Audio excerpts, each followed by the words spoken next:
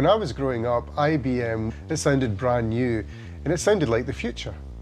You said IBM and immediately thought modernity. You saw the three letters, IBM, and there was a kind of Kubrick quality to it. But when IBM Greenock was founded in the 1950s, computing was barely even a concept the man on the street might recognize. In 1968, that changed when Stanley Kubrick's classic movie, 2001: A Space Odyssey, was released. And the film's self-aware supercomputer, HAL 9000, introduced a generation to the dawning age of new technology. Let me put it this way, Mr. Raymer. The 9000 series is the most reliable computer ever made. No 9000 computer has ever made a mistake or distorted information, so I am constantly occupied. The IBM Corporation even advised on the film, consulting on future technologies as they created the villainous HAL. IBM were happy to give whatever help they could with the production and design. HAL is the brain and the central nervous system of the ship Discovery. And it was only, a long time later during production that somebody pointed out that HAL are the three letters in the alphabet that precede IBM. You know, it's an epoch-making film. I think it's very difficult for anyone who was born after the release of 2001 in 1968 to appreciate the perception of computers in the 60s. Computers then were enormous things, taking the whole floor of a big building. Suddenly, in the popular imagination, computers were the future.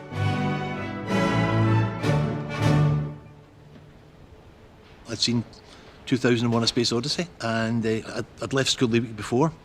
I'd been a Saturday boy in Woolworths, and then I started in IBM the following Monday morning. Vintage computer enthusiast Adam Bradley recently acquired a historically valuable but long abandoned 1960s System 360.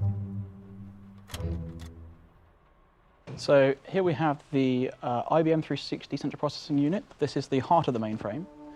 To my right now we have the multifunction card machine, a punch, interpreter, reader and sorter. Here we have a 29 series punch system which is used for manual data input onto cards.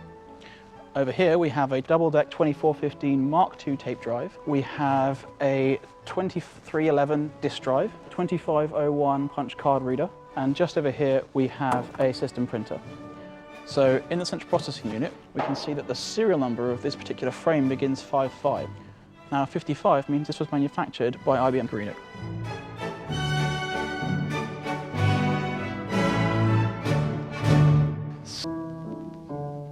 But by the late 1970s, some individuals were starting to grapple with the potential of new technologies.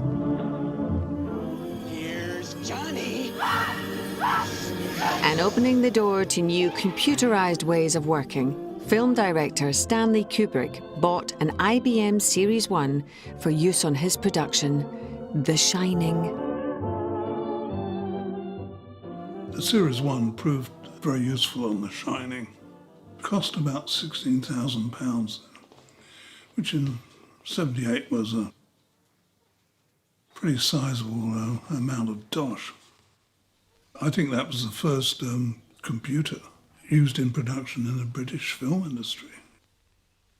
Kubrick's plan was to use the Series 1 to develop a computer program to handle accountancy on the film. But of course in those days there was no off-the-shelf software. So he then had to engage a company in London, and I think it took 3 guys 6 months or something to write.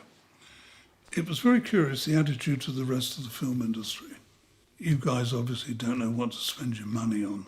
You know, what's this going to do? It's not going to make you a cup of coffee or anything. And then Shining was finished. So what happens to it? We hire it out to the Barbara Streisand film, Yentl, and Savvy Stanley had paid for itself. In 2016, it was revealed that part of the US nuclear ballistic missile system was still controlled by another 1970s IBM Series 1. Listen, I mean, it's not going to help either one of us if the doomsday machine goes off now, is it? Dimitri, there's no point in you getting hysterical at a moment like this.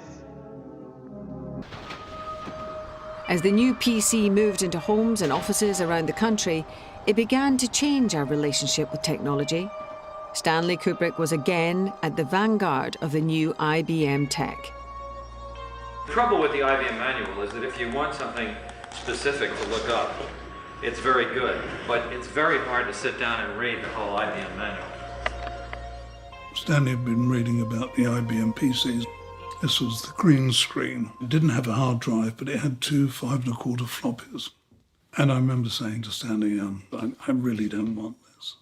I think he got a bit exasperated. And in the end, he said, listen, you've got to learn to use this machine. If you don't want to learn, look for another job, which concentrated my mind wonderfully. But the new PCs were greeted by many enthusiastic early adopters. Anthony's son, Nick, also worked with Stanley Kubrick. My first and earliest memories of working with Stanley was just hanging out with Dad when he went to work in my holidays. I used to play on the sets of various films, and then I met Stanley, and we kind of hit it off. We had a keen interest in computing, which was obviously in its infancy as far as the public went at the time. And Stanley was very visionary when it came to using computers, and he would lend me things to go and play with, which was amazing at the time, and just say, go and learn it. Do you know anybody here who's keen and who either would know who to get or would be helpful themselves? My computer teacher at school didn't believe me. My friends had Spectrums at the time, and I was playing with IBMs. It was really an amazing experience. And so Stanley was keen to use anything he could get from me as far as technical knowledge. It's a great work ethic to learn when you're 12 as well. Stanley embraced the future. He wasn't afraid of it, dragging the rest of us Luddites behind him. I'd like to invent an empathy machine that could connect us on a personal level and allow us to understand each other a little bit more.